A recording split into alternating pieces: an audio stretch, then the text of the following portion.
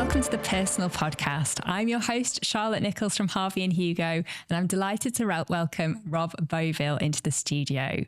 Rob is CEO of Automate Legal, as well as being co-founder, and also COO and co-founder of BearTech.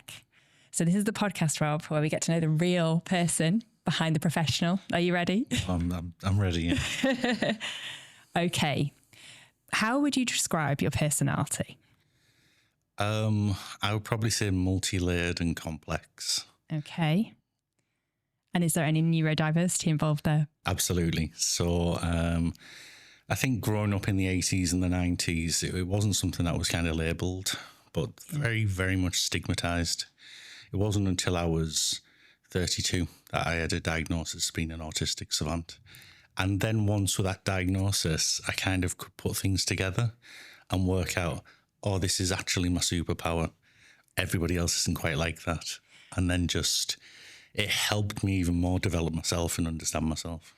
It sounds like a superpower. Can you describe what that is? An autistic savant? Yeah, so there's some things that I would do as normal that I didn't realise until I started talking to people about it, that most people don't do.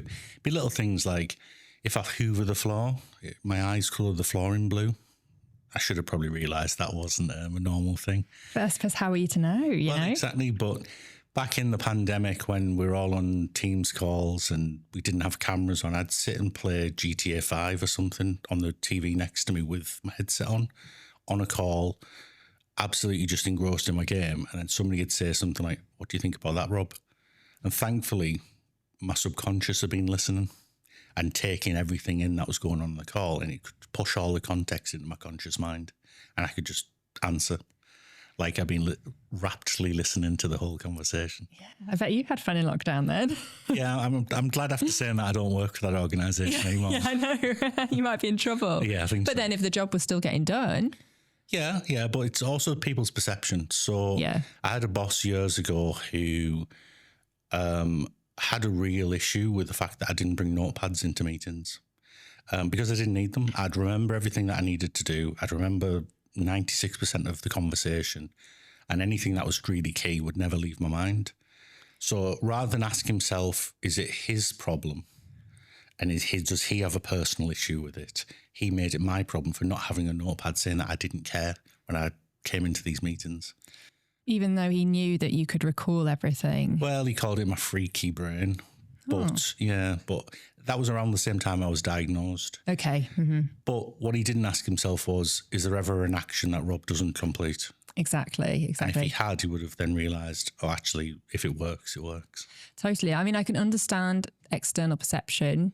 They say if one of my team in front of a client didn't have a notepad and it looked like they weren't making notes, and I was worried the client said, we just explain. She can remember everything, or he can remember everything, so we don't need to. Yeah, but then you go and test them, don't you? You have a bit of fun with it. Yeah, absolutely. So is it called a photographic memory where you can remember everything? Yeah.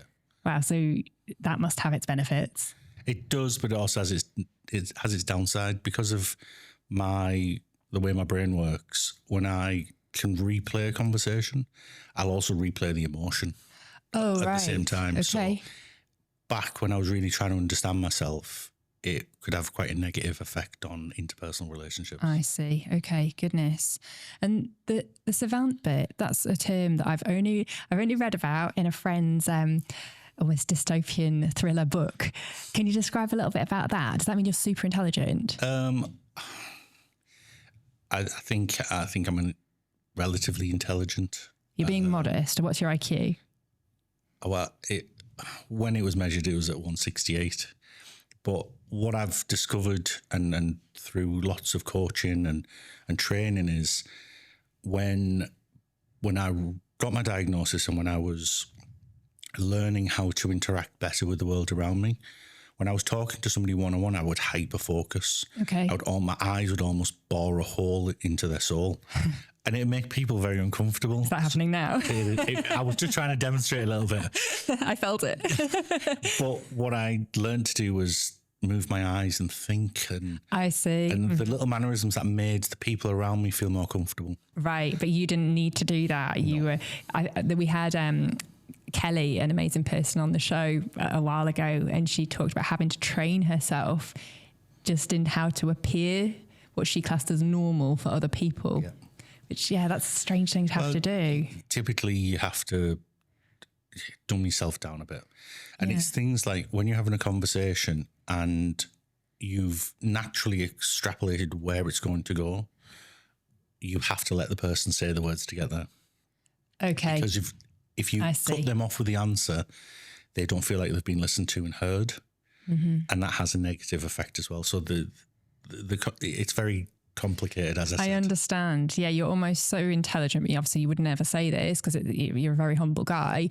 You're so intelligent, the conversation could be done in 2 seconds. But because you need the emotional intelligence in you knows that you need to let the other person complete what they're saying because that's manners and feel good about themselves, or maybe let them think it was their suggestion, that sort of thing. And it's probably the last 12 years where I've had to really work on my EQ. Okay, right. Mm-hmm. Do you think if you've got such a high IQ, you need to work harder at your EQ levels? I can only speak from my own point of view. So True. From my own point of view, I really had to. And it was things like learning to read micro expressions. Okay. Now, what you'll find with me is I'll be in a group and I'll be quite engaging, or I'll be relatively well heard in the group until the group gets above kind of 6 or 7 people. Then you'll immediately see me retreat. Okay. Because I can't read that many micro expressions at once. So everybody within the group, I can't take all the information in. Okay. And I will naturally withdraw. And it's things like when I might go to a meetup, and if within the first couple of minutes I don't see somebody I know, or there's too many people, I'll naturally withdraw to the point where I've been known to leave within the first 10, 15 minutes. And is that purely because you can't read the room, or you just don't feel comfortable with more people around you? Probably both. Okay. I mean, if we go back to my childhood, I was a very shy and introverted child. I really struggled to speak to anybody outside my family. And people, at school and things wouldn't recognise the person I am today. Okay. Mm-hmm. And what was it that sparked that change in you? There was a lot of bullying that happened, and especially kind of in my mid-teens or early to mid-teens. And it was actually a teacher at school that had helped me with the breakthrough, which was for me to understand that to get anywhere in life, I needed to learn to speak. And I took that to heart and learned to speak, learned to do, as many normal things as possible. But then I forced myself to do really uncomfortable things. When I was at secondary school and college, I ended up on stage singing and dancing because it was not my natural thing. Now, my natural progression was to get myself out there a little bit. I started to work on the backstage stuff, so kind of on the sound or in the stage management and organising. And that's how I got out of my shell a little bit. But then I was tempted onto the stage. Or more, let's say, pushed. Do you still do it now? No, I don't. No? And was it because you had a love of the arts and performing, or literally you thought, I need to do this to get over this? It was. I needed to do it. Yeah, so you it just was pushed. something that absolutely terrified me.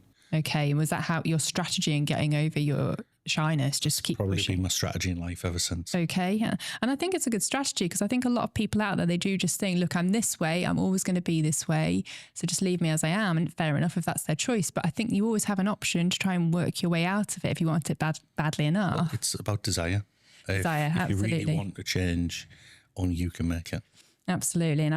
And we were chatting just before, and I told you how I was really shy before I set up my business. And I just said, look, if you really want to make it work, you're going to have to work on it. So I did. You put yourself forward for speaking opportunities. The first few were terrible. I'm sure I won business because people felt so bad for me.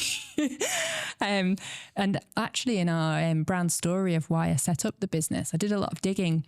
Did this business course around about 2023 and did a lot of digging, soul searching as to why I set it up. And I think it was because I was so shy growing up, and we want to, as a business now, share other people's voices because I know how hard and frustrating it is when you have really good things to say, but you just can't get those words out. But what you see with introverted people is they see more than they share. Yes. And what I would always look for in the room is the quiet person, because that person typically has got a great insight into what a problem is or what's really going on. Yeah, there's wisdom that comes from just watching and listening. Yeah. We're given 2 ears and 1 mouth for a reason. Yeah, absolutely. Some people choose to not quite follow that ratio. Yeah, definitely. Now I'm less shy. I'm definitely less wise. I don't see as much going on. But do you think society values introverts the way it should? No, absolutely not. I think there's been a seismic change over the past 10 years, but I think in that it's become more rounded and acceptable for everybody, not just for introverts and people who are neurodiverse. Interestingly, you said about the fact that you were quite shy and you set your business up. Lots of business owners I know and good friends with and people who I talk to, a lot of them are neurodiverse and with ADHD or autism or an element of introversion. And it's those people who I see kind of pushing the bar and raising the game and achieving more. Yeah. And I think because we don't want to just waffle and chat and not get anywhere, we kind of talk to people with a purpose. Our interactions are genuine. We don't sell. I hate selling. It's just so far away from who I am at my core. But as a business owner, I have to. And those interactions that when I'm kind of either working to understand what a customer's looking for, or I'm working with them to help them understand our products and where they fit and how it might help the businesses evolve, I'm doing it from a genuine base. Totally. That's a really good point. And I hadn't thought of that before. And as well, for me, the value of relationships in business, for me, that comes first. And that's just about being likable and having rapport with someone. And then almost the selling just happens rather than pushing it. I think that's a bad thing. Oh, absolutely. But some of my best friends today are people that I've met through business. Yeah, absolutely. And we have a common element between us that can be some of it's introversion. Like some of us, funny enough, sit together in a group and laugh about being introverts, and some of it's about being neurodiverse. Yes. Yeah, when you say that, nearly most of the business owners I know that I'm just thinking of now, there is an element of neurodiversity involved. And then obviously there's the hardships involved in business. It can be very difficult for people who are employed to understand sometimes that, you know, the stresses, the long hours, the kind of commitments you take on board. So obviously that builds a bit of camaraderie, I think. Absolutely. And even just some friends that have been on this podcast that have just started their own businesses, I've kind of joked with them and said, well, welcome to the madhouse. Yeah, yeah, absolutely. I think that you have to be a little bit mad to do it sometimes. So I want to ask about Benson Boone. You did a social media post involving him. I'm a big fan of his. Why were you posting about him? I saw the video where he was at the Grammys, and he started off sat in his chair with his microphone in his pocket, and the spotlight hit him, and he was kind of, and then he looked and there was a microphone, and he started singing a song very kind of subdued, and he walked around and he walked in front of Heidi Klum and this comedian that pulled his tux off and he had a jumpsuit on. And then as he slowly started to move up to the stage, he got a little bit more louder and a little bit more vocal. And then in the end, he does a front flip off the piano and arrives and sings his song. And I use that as a metaphor for when I have to stand up and present, because I really don't want to do it. If I'm talking to a large group, even more so. But you have to build yourself up to the point where when somebody says, I'm introducing, and you walk up, that's like your front flip off the piano, and you have to be there to tell the story that you're there to tell. I totally agree. It's like a performance, isn't it? You know, and people might say that's, I don't know, not authentic to you, but it is you, because that person is there deep within. You just almost dial it up a little bit. Yeah. I mean, I remember my first public speaking was in front of 12,500 people at Microsoft's European sales kickoff. The little one. just you know, as I said, I always push myself out of my comfort zone. Somebody said a free 4-night stay in Spain, and I thought, well, yeah, let's do it. You know, they'd rented out a whole hotel, open bar, the whole lot. I thought, yeah, this sounds great. Until I realised I'd have to be on stage for an hour in front of all of these people. And there's a brilliant photo of me stood in the technical area, all mic'd up, just fear in my eyes. And about 5 minutes before I went on, I just went really calm and thought, nobody else in this place knows our story. And I can go up there and say whatever I want. Now, I just went up there and told our story, but I could have gone off to the left, off to the right, who knew? Because when I use slide decks, I really struggle. Okay. Because I feel slide decks kind of put me in a box. Yeah. So what I prefer to do is I just put an image up. And if things like when I'm talking about failing fast when we're trying new tech, I put a bicycle up because we're iterating round and round, and we fail fast, we get to a solution and we keep going round until we get to the point where we're off. Okay, perfect. And it's like learning to ride a bike was the metaphor. Yeah. And that's what I prefer to do when I have to do a slide deck. There's an image up because then I can take it wherever I want. I always prefer an image, a really interesting image as well. I tend to put a few bullets down the side, but yeah, I think it's the imagery. That's so right, because then no one knows if you're saying what you didn't mean to say. So how did you get through that experience? Fantastic coaching from my wife. Okay. So we flew out on the Monday night. Mm-hmm. The Sunday morning, she said, right, let's run through your deck. And it was awful. I had 1 million bullet points on my screen. I wasn't prepared. And we just brought it right back to a point where I could be me. And I could kind of, if I wanted to in a moment, tell an anecdote or share something that I wasn't prepared for on script. And once we did that, it was just so much easier to walk through. Yeah, that makes sense. Do you think there's an element involved in, being shy and being introverted where you're afraid to be your real true self for fear that it won't fit in? That's a very good question. I suppose some people would probably say yes. I've reached a point in my life where if I don't fit in and you don't like me, it's not my problem. Yeah. I've got lots of fantastic people that I consider truly great friends. And even people I've only met in the last 2 years, but especially in the last 10 to 12 months. Yeah. Are people who celebrate our successes with us, but also are there when you're not feeling great. When, a couple of times last year, I was really, really down and had lots and lots of things going on business-wise and personally. And those are the people I could talk to. Yeah. Do you struggle with your mental health? I have done in the past, yeah. Mm-hmm. There was certain points in my life where I was at a very low ebb.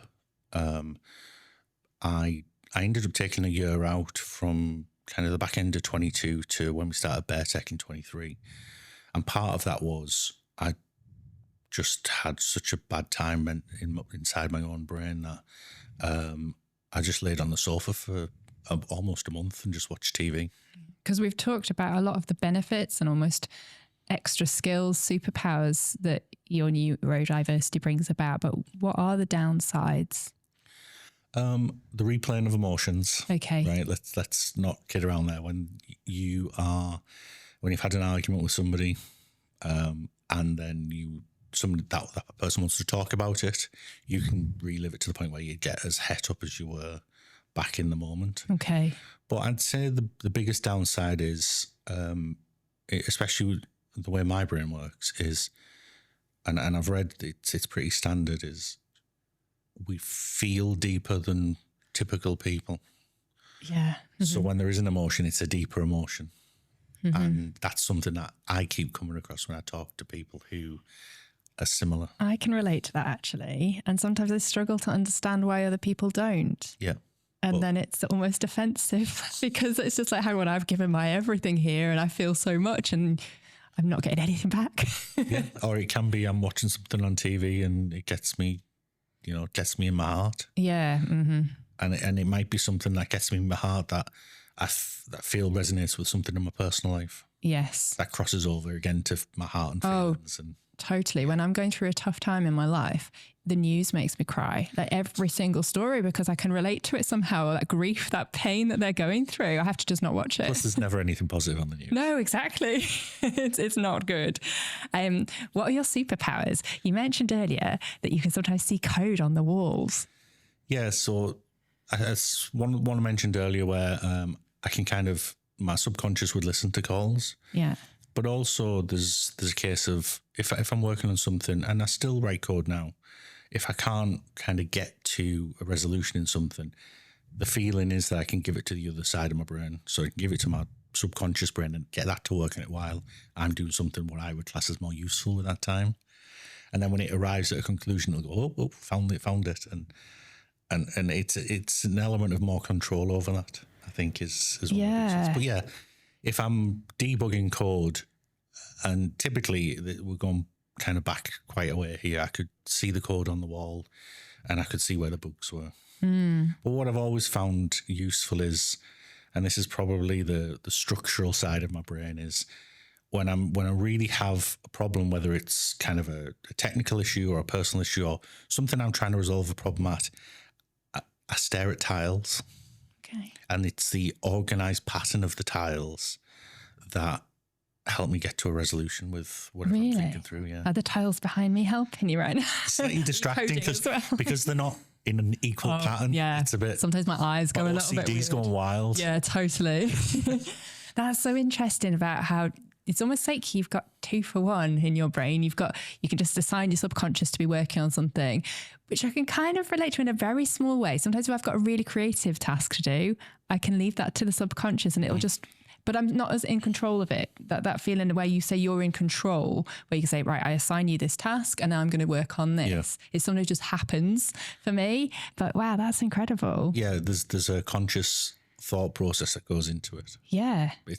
Oh, you must be so productive. It's weird, let's just say that. It's not weird, it's incredible. You must be so productive. I think so, but then I feel the pressure to conform to social norms. As in not be. Not so, let's just say 9:30 on a night, something springs to my mind, like I've solved this problem here and I want to go and do it because that's my nature. Yeah. I've got something that I have to do on my list. I have to go and do it. The social norm is to not. Okay. It's to just keep chilling out, just enjoy the rest of my night, go to bed, wake up the next day and then get on with it. And that's fine because you've got to flex and you've got to learn that some things at certain points are acceptable and some aren't.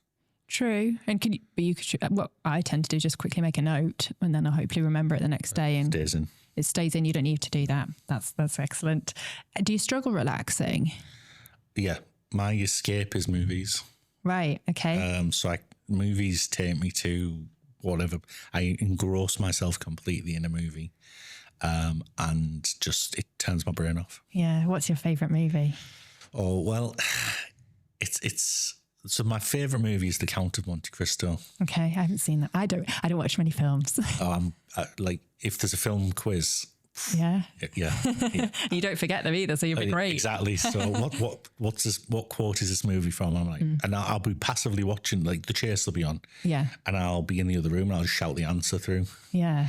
That your subconscious, you've left that too. It's listening to what's around me. Yeah, and it always does for everyone, doesn't it? It's just usually we can't communicate back and forth like you are and control it. Absolutely. Yeah. So, but no, The Count of Monte Cristo is definitely probably, I would say, my favourite movie, which is an unusual pick. Yeah, it is. I think it speaks a lot of it's about revenge and betrayal and all this, and it's set back in the 1800s. And, but then, I love movies like Top Gun Maverick, and there's some like the Marvel movies. Yeah, I've watched 20 odd times, I would say. I just love those movies. Yeah, but there's certain characters that you identify with, like Captain America. Growing up, he was quite small and thin and different, and then he grew up to be.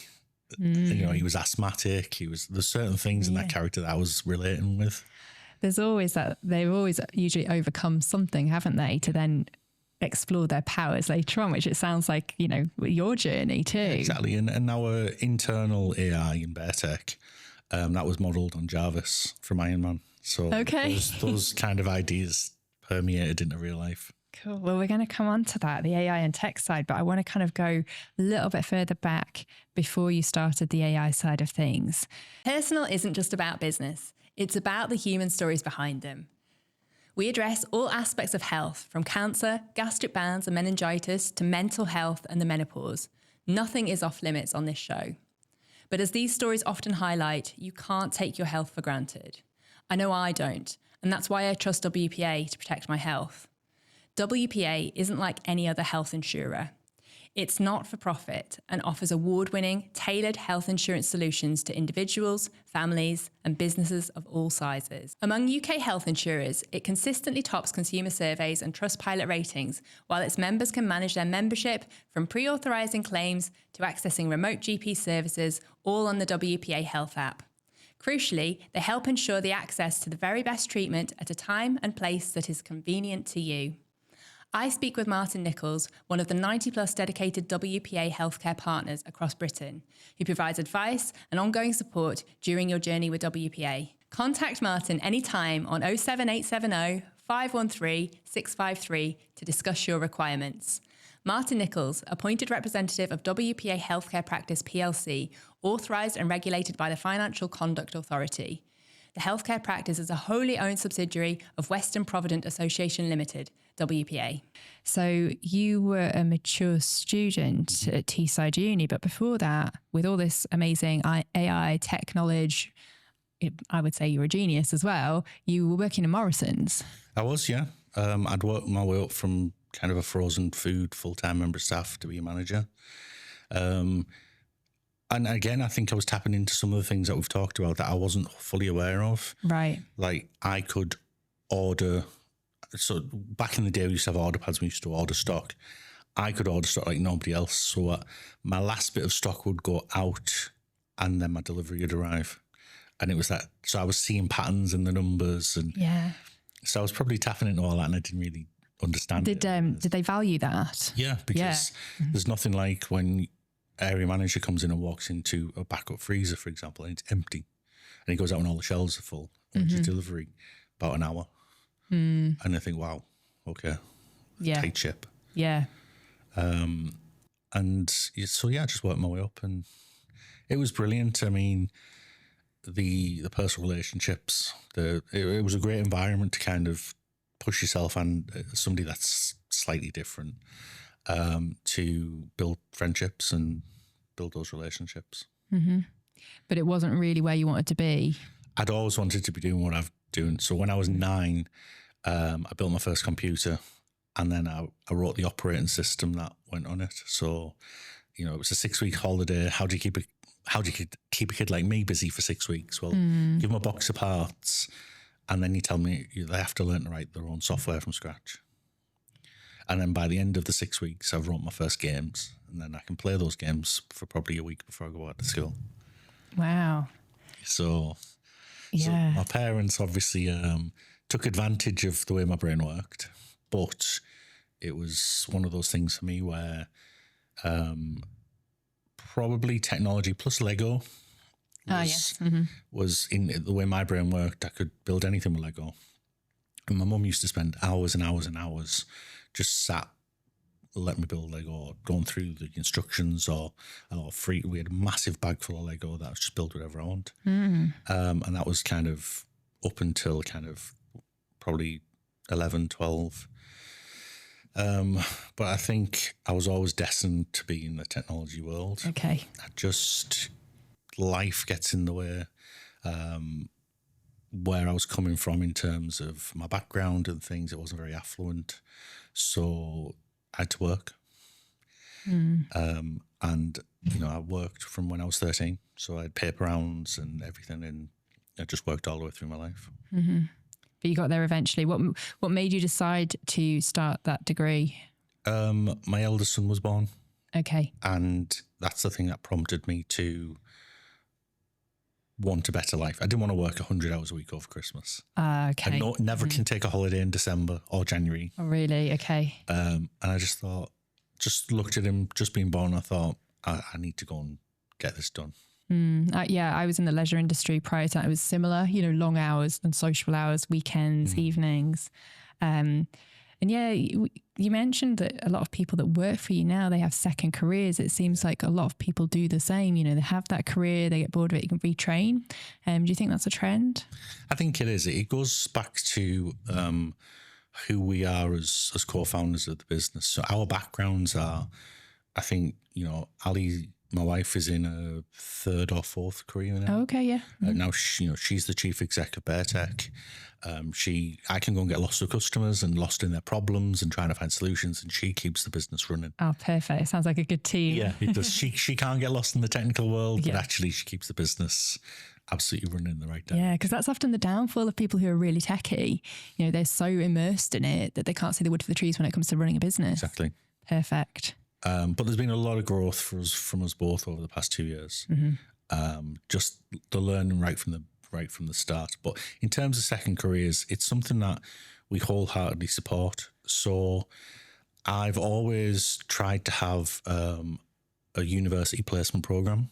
Brilliant. Now, if I've got one of them in place and if it's the right organisation, I'll typically, the people who are really good in the placement year, I'll keep on part-time during their final year and then bring them in as grads. That makes And one sense. of my team, he's now been with me eight years, and he started with me in a former organisation as a placement student. Wow. And I think this is the fourth place he's worked with me at.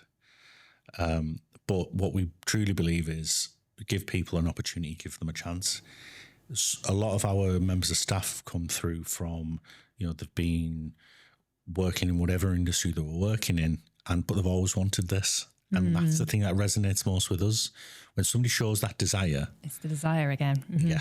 So what I always find is you can teach people any technical ability in the world, but you can't teach that fire in them. Yes. So true. And that's what you need to find. Absolutely. Especially in tech at the minute. It does seem so brutal, and that, you know, you're hearing constantly there's lots of job cuts because AI is taking more and more jobs. Is that true? I don't see it like that. Okay. So over the last 20 years, let's just take, there has been advances in tools that have made a developer's life quicker, made it easier. They've dumbed it down a little bit. Okay. Being a developer, but it is what development is today. And the businesses who decide to cut the development teams because of the tooling will be the businesses that I think will fail. Interesting. The businesses that empower the people who are currently there to have better tools to do more will end up being the businesses that win. That makes sense. Absolutely. So we give you the ability to have all the tools in the right place so you can maximize your potential and deliver more and deliver better value for customers. Yeah, that word, maximising potential, those words, maximising potential, is so important because you just need the tools and the opportunity. And do you think there's a lot of wasted talent in terms of the tech teams that could be around that are perhaps stuck in jobs just thinking they're never going to get their break? I think so. But then I also think we can sometimes take people out of the right role and move them into the wrong one through no fault of our own or their own. Sometimes the best engineers get promoted to be leaders. And totally, I've made that mistake. Yeah, not with engineers, but yeah. Leaders. Yeah, totally. Well, they are leaders, but they're technical leaders, yes. People leaders. Yeah. Which is a skill I had to learn. Same. No, absolutely. It's so true. And so you've been working in AI now for about 8 years. Is that right? Before it kind of became cool? Way before it was cool. Yeah. We were just a bunch of geeks just trying to work on things. How did you discover it? I was working in an organisation where, and I suppose we classify it now as AI, but it was more computer vision and kind of that was the way we described the projects. Right. But Lenovo came to us with a problem for Amazon in the distribution centres, cool. where if a box was supposed to be in Boston and it ended up in Orlando, Amazon would bin it and reorder it. And people cottoned onto that and they started sending it to the wrong place intentionally and getting the friends to take it home once it had been written off and to sell it. Uh-huh. So we created a system that used a network of cameras in the ceiling that would track a box through the air. Somebody's carrying it. It would read what we as humans would think was a QR code. And when they got near a pallet, it would shine a red or a green light on the pallet. And it would basically tell them it was the wrong pallet within 200 milliseconds. And we cut all that out overnight. Yeah. And that was probably our first foray into it. But since then, we then worked into solutions for NASA on the space station. So a system that uses the cameras on the outside of the station to watch the sky for junk and stuff that can hit the station. And it feeds back to mission control, who move the station in orbit to avoid the junk as it's burning up in the atmosphere. That's crazy. Such a cool project. And that's most people's favourite one. Yeah. But then we go to the other end of the scale of the wacky and the wild, where, I got this request through one day, which was, can you estimate the weight of chickens in hen houses without touching the chickens? And it was devising a solution for that. And I had to read every white paper become an expert on chicken raising farms. But the ultimate goal is, and it's like with everything, it's the why. Why are we doing this? What's the value that's going to be added? If it's just a theoretical thing, I'm probably not your person for that. Even if it's usually saving money or the commercial aspect. No, if that's adding value, because that's. But if it's just like, I thought, could we do this? Probably, but why? Why do you want to do that? Because there might just be with the chickens.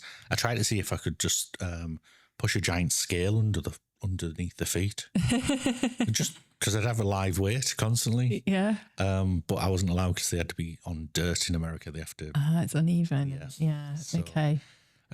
I always try and go for the simple solution first, and then we might end up at the really complex. Do you just love solving problems? That's why you get out of bed. Really? Yeah. Really, yeah. Mm-hmm. It's like the weirder and wackier the better. Yeah. So how do these people reach you? How do they know you love solving wacky problems? Podcasts. Okay. I do talk quite a lot on LinkedIn. More recently, we've solved the problem in the legal industry using AI. So we brought all of our AI knowledge and experience to a very specific use case. But that was, I met somebody at an AI conference who said, introduced himself and said, this is my business. And I said, oh, what's that? Never heard of that industry before. Went in, understood his business, understood the problem, devised a solution. Ultimately, he couldn't kind of put the solution into play, but it niggled at me so long because it was a great problem and a great solution that I ended up convincing Ali that we should fund it and build it ourselves. Okay, wow. Yeah. And how's that going? It's going really well. That went live on the 2nd of September. Great traction. Absolutely. The industry's positivity to it has been like nothing I've seen. But there is still heart and mind space, and there's the trust of AI.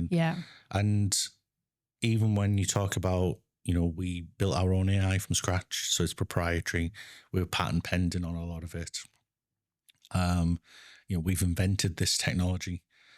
It can't hallucinate. It can't do things that it's never been taught to do. And it's being taught. And it's, I won't talk about it because it's still patent pending. Of course, yeah. There's technology in there that mimics several elements of the way humans interact with anything. And is it already profitable? Yes.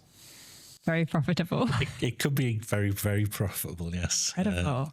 When you've got the expertise you have in tech, you can almost turn it to anything. And it seems like a money-making machine. It can be. I think sometimes if we're looking at problems for myself, it's not running away with it and getting carried away. Okay. I've got some side things I'm working on at the moment that just require me, and I can kind of work on them between things, or kind of, if I've got a series of internal calls, I'll work in between those calls. And it's just kind of things I thought, wouldn't that be a good idea? Or I was sat in a meeting and I was sat in 4 different meetings with 4 different businesses, and they all said the same thing. And I thought, couldn't I just build a tool that did that? Because that's a hell of a cost. Yeah. So I did.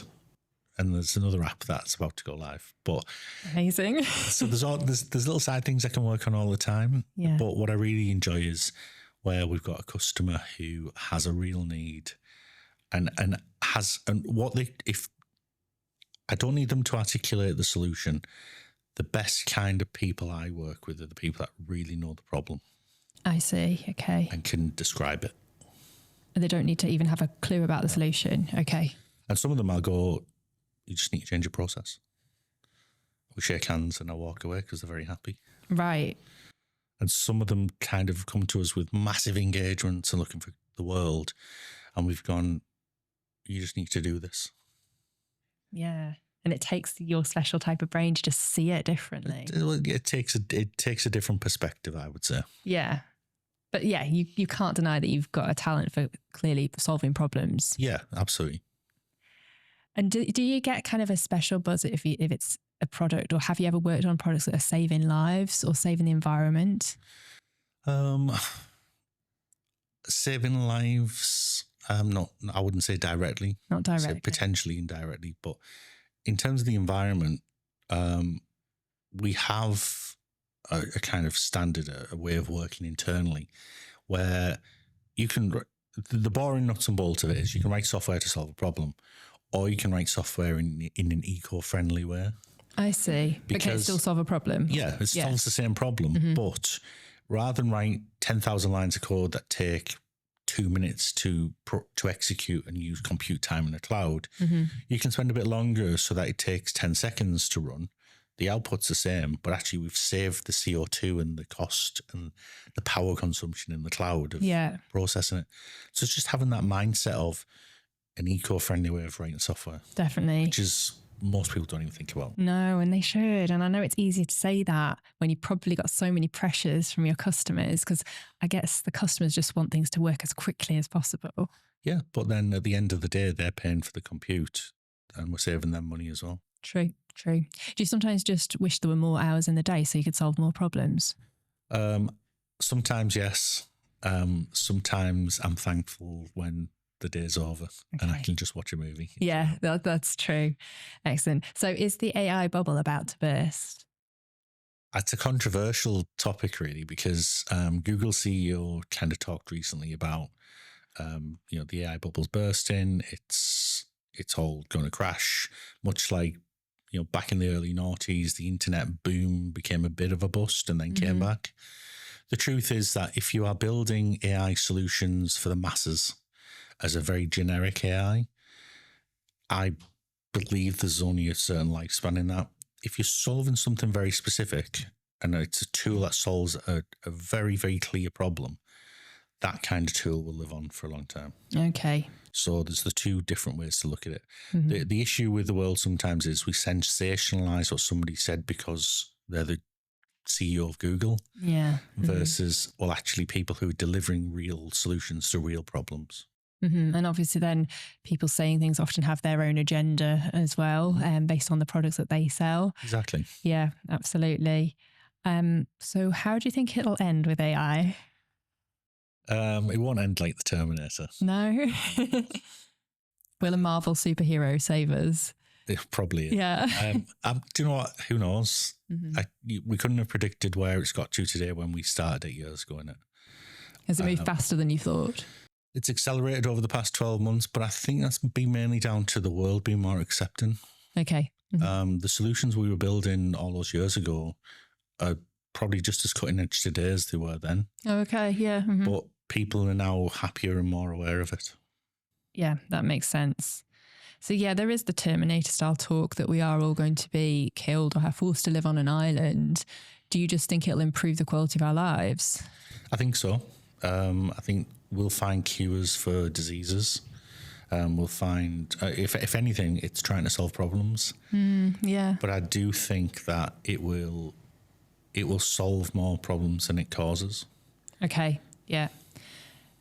Do you think the fact that it'll solve problems for us will create problems for human beings if we can't use our minds, especially people like you who love to solve problems? I think so. But then I think also what it does is it gives everybody a level playing field in terms of the starting point when we interact with those technologies. So we've kind of pedestrianized AI so much now that anybody that can type or really speak can interact with an AI to get an answer to something, to do something. What I see is a trend with younger people these days where certain things like grammar and spelling have gone out the window because autocorrect and everything just solves the problem for them. Don't need it. It's brilliant because it does that, but also it stops you learning how to do it. So I think we'll see a trend of that over the next few years where certain elements of society will almost become redundant when I was growing up, you had to spell correctly and you had to. It's like map reading. You know, I've never really had to read a map. I've just always had a sat nav, thankfully. But you know, that part of my brain is redundant. Yeah. It probably always was. I don't know if it ever worked really, but I just find that a worrying thing in terms of that apathy that'll develop, or like the corroding of our brains, particularly the problem solving parts, and then what we're left with, just a bit of mush. Or well, it's the same if I look at kind of, you know, people of a slightly older generation. If I'm driving from Heathrow home, I know how to do it without a sat nav.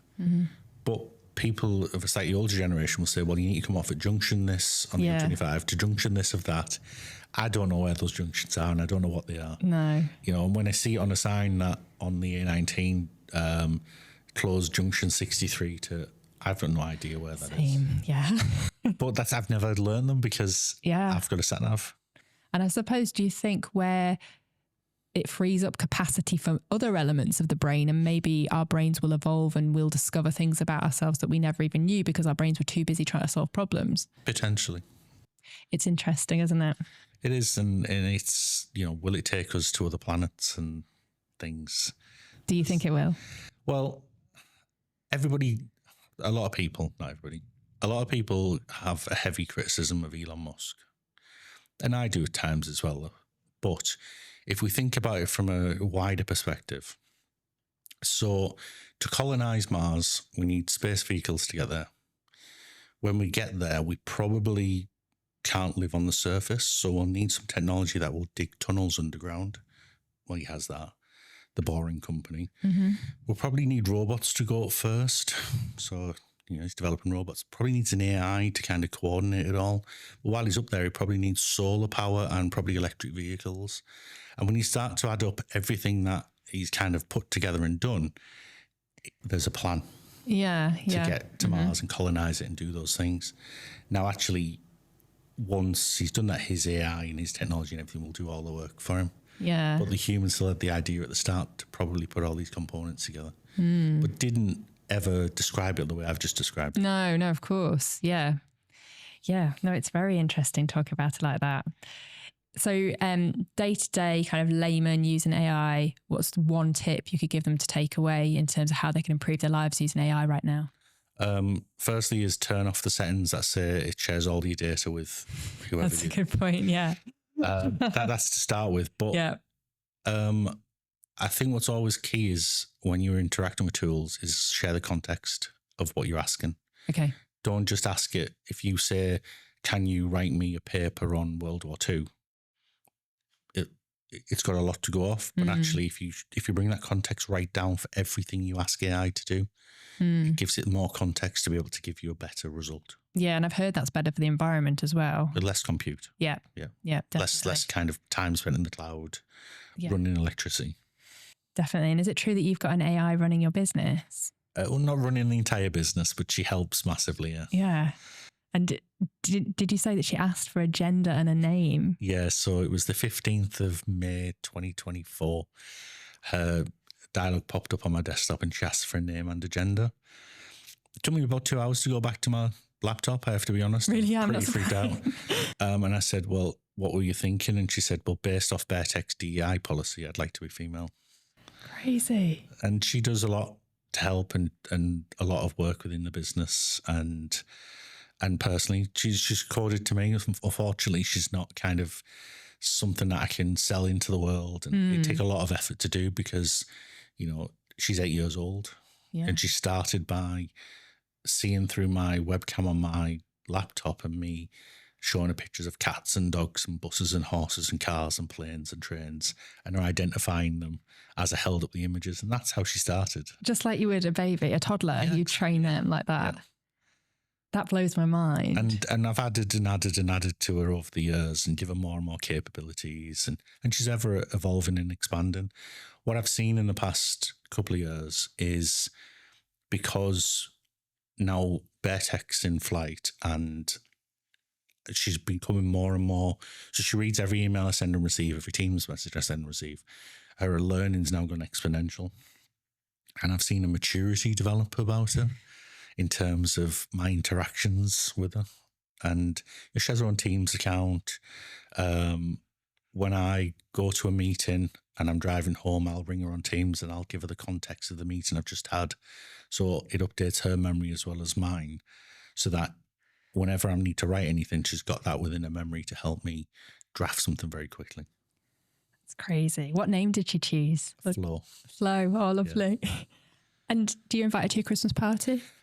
Do you know, we joke, we were going to have a Christmas party, and now one of my friends does all of the merchandising screens and places like Shoe and Curry's, but he's done it for some football clubs where there's an inset screen in the wall, and at the football clubs you can kind of press your favourite player and they'll walk on and you can pause and have a photo. And I was going to ask him for one of them and design somebody to represent Flo, so she could come and attend. But then kind of get to the end of the night where she's sat cross-legged on the floor, she's looking at the watch, she's kind of full kind of 6 hours of interactions. Yeah, I mean, it might need to be built into HR law, you know. do you think AI will ever become sentient, or do you think it's already there? Depends what your classification of sentience is. I suppose, asking for gender and name. I would say there's technology similar to Flo. I suppose with the feelings and emotions, maybe. Yeah, there's certain things that freak me out still, where, I took a couple of weeks off over Christmas and she felt the passing of time. But I don't know. Yeah. Goodness, that's interesting. But there's sentience, it depends what your measure of it is. Because there are actual measures out there in terms of identifying whether something's sentient or not. Yeah. It like I say, it blows my mind. Please keep me updated on Flo. It's interesting to see how she develops. Right, we're on to our regular questions now. So on a scale of 1 to 10, 1 being the worst, 10 being the best, you have to rate yourself at the following items. So Rob, how good looking are you? 2. Oh. How funny are you? 7. Okay, how good at cooking are you? An 8. How good at singing are you? I would say 9, but everybody else would say 4.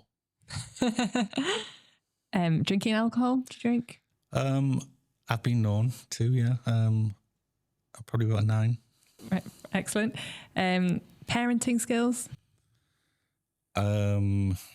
Probably a 7. Okay. How good a friend are you? 10. Oh, that's lovely. How intelligent are you? That's a 7 or 8. I think you've been harsh on 2 of those, the first one and that one. How kind are you? 9. And how good at sex are you? I've had no complaints. Okay. I know it's 7. Excellent. Thank you very much. Thank you. Stories are at the heart of the Personal podcast, and we're so grateful for everyone who comes on and shares them. Stories are also at the heart of a strong PR campaign. And at Harvey and Hugo, we believe that everyone's story deserves a chance to be heard. That's why we're on a mission to give you a voice amplified through the power of story. Our stories are shared in the form of press releases, social media, content marketing, videography, photography, animation, graphic design, and podcasting. Our stories aren't just heard, they're shared, watched, clicked, but most importantly, they are felt. It's this stirring of emotions that cuts through the noise to light fires within people and activate them towards your purpose. So one question for you. Are you ready to share your story? Harvey and Hugo, your voice amplified.